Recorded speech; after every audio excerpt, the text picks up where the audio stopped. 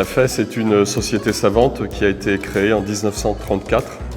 Tous les ans, depuis 2015, on fait des animations autour du sol, des enjeux liés au sol, à l'occasion de la Journée mondiale des sols. Si on vous réunit ici, c'est qu'on pense qu'il est nécessaire d'entretenir un dialogue beaucoup plus fort entre vous, agriculteurs, techniciens pros, et la communauté des chercheurs.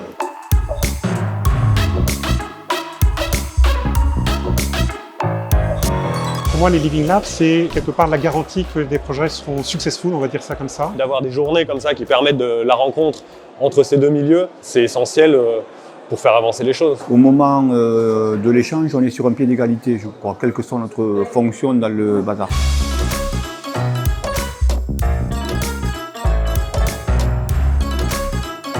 S'il y a une chose à retenir à propos des sols, c'est que nous en dépendons. Nous en dépendons pour notre alimentation, nous en dépendons pour l'eau, nous en dépendons pour le climat, nous en dépendons pour la biodiversité de notre planète, nous dépendons des sols.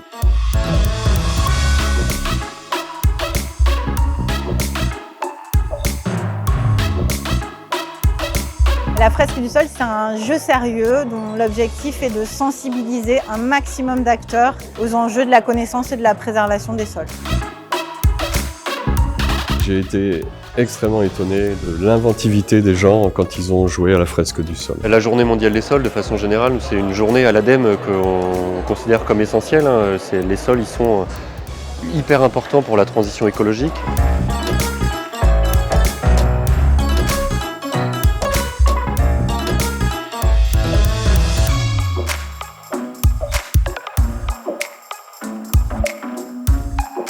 Ce qui est chouette avec le fait d'avoir organisé ça dans notre région, c'est le croisement en fait, de plein d'acteurs qui font déjà des choses, qui sont embarqués dans le sujet, de discuter ensemble, de voir qui fait déjà quoi, qu'est-ce qu'on pourrait faire pour faire un pas de plus.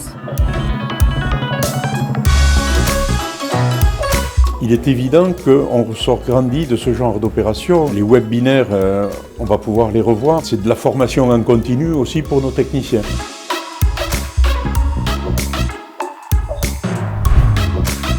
C'est vrai qu'en tant qu'industriel, j'étais au milieu de scientifiques.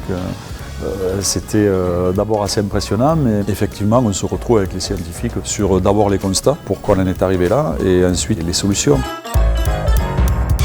La Chambre régionale d'agriculture Occitanie a souhaité soutenir l'organisation des Journées mondiales des sols au regard donc, de l'enjeu important des sols agricoles en région. Alors qu'est-ce que je souhaiterais pour la prochaine Journée mondiale des sols? D'une part, que le public, que les participants se diversifient, qu'on touche des personnes qui n'ont jamais entendu parler de sol, qui pensent que le sol c'est le lino sur lequel on marche, et puis que tous les réseaux sols en France, nous nous associons pour la construire. On a eu en 6 jours l'équivalent de 700 personnes qui se sont réunies en présentiel.